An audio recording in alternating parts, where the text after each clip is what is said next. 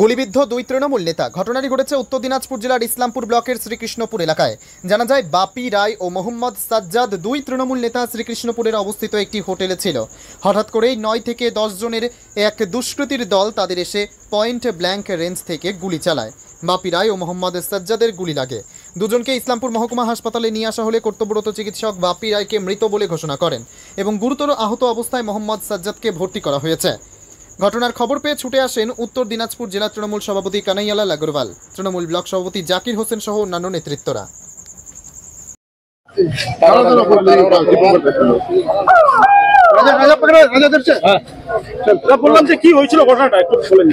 গুপ্তা হোটেলে পঞ্চায়েত সমিতির মেম্বার বাপি, পঞ্চায়েত সমিতি মেম্বারের হাজবেন্ড, ওখানকার প্রধানের হাজবেন্ড সাজ্জাদ, উপপ্রধান, এরা সব মিলে পঞ্চায়েত সম্বন্ধে আলোচনা করছিল, কথা বলছিল।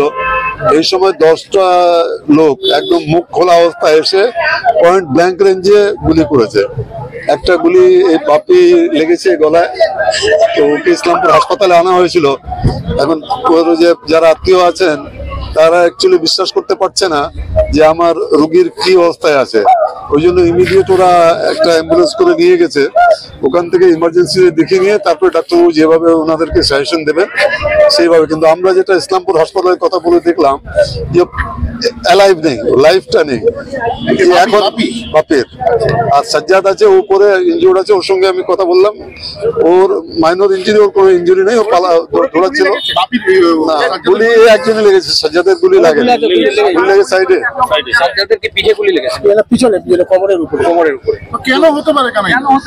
এই ব্যাপারটা বুঝতে পারছি না যে 10টা লোক এসে হঠাৎ করে পয়েন্ট ব্ল্যাঙ্ক রেঞ্জে গুলি চালাতে শুরু করলো।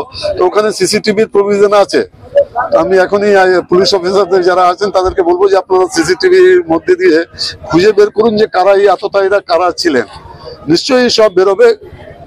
স্যার, রাজনৈতিক কোনো ব্যাপার রয়েছে কি এই বিষয়ে? না, মনে হচ্ছে না রাজনৈতিক কোনো ব্যাপারের মধ্যে থাকতে পারে, এখনই বলা যাচ্ছে না। বলছে যারা এসেছিল তাদেরকে কাউকে চিনতে পেরেছে? আমি যেটা জিজ্ঞেস করেছিলাম, সাজ্জাদকে জিজ্ঞেস করেছিলাম, কেউ চিনতে পারেনি। অপন মুখ থাকলেও চেনার মতো মানে কেউ ছিল না যে যাকে চেনা যায়। মানে টার্গেটটা মূলত কে ছিল, বাপি না সাজ্জাদ? এটা তো বোঝা যাচ্ছে না, এখনই কোনো কিছু পরিষ্কার হচ্ছে না। কি মনে হচ্ছে এলোপাতারি গুলি চালানো হয়েছে? গুলি তো এলোপাতারি চলেছে। সাজ্জাদেরও একটা গুলি লেগেছে, বাপিরও গুলি লেগেছে, দিদি লেগেছে, কানের পাশ দিয়ে গুলি বেরিয়েছে। গুপ্তা হোটেলের সবাই ছিল, হোটেলে বারান্দাতেই আলোচনা করছিল, হোটেলের বাইরে আলোচনা করছিল। তো দেখি পুলিশকে বলছি, ওখানে আমরা জানতে পেরেছি ওখানে সিসিটিভি প্রভিশন আছে, সিসিটিভি ক্যামেরা আছে।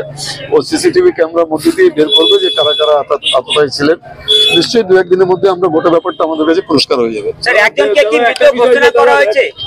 ঘোষণা মানে কি, এখানে আমরা হাসপাতালে নিয়ে আসছিলাম, হাসপাতালে ডাক্তারবাবু বলছে যে না, এখানে এর মধ্যে বেঁচে থাকার কোনো ইয়ে নেই, মানে এই নেই, সম্ভাবনা নেই, মানে অলরেডি ডেড। কিন্তু পেশেন্ট পার্টি যারা আছেন তারা বিশ্বাস করতে পারছে না, তাদের দরকার। তারা বলছে যে আমরা একটু বেটার জায়গায় গিয়ে জিনিসটা দেখি।